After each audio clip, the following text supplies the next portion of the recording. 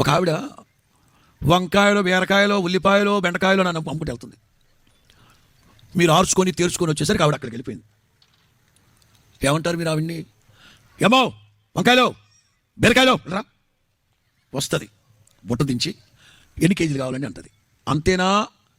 మనకి వాళ్ళందనా నేను వంకాయలు కనబడుతున్నా నీకు అంటదా? అనదు.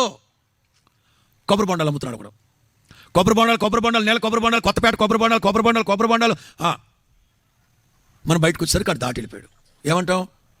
బొండాలు అంటాం. వాడు వచ్చి పగిలిపోతుంది నీకు. నా పేరు బొండాలు అనుకున్నారు అంటాడా, లేకపోతే ఏది కొట్టమంటారు అంటాడా? ఇవన్నీ మానే ఉన్నాయి. మన పేటలో 2-3 పిల్లలు ఒకడు ఉన్నాడు.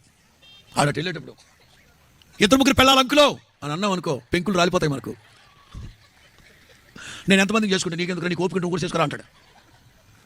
పచ్చి తాగుబోతున్నాడు అంకులో, పచ్చి తాగుబోతు అంకులో అన్నాం అనుకో, నీకు పోస్తాడు.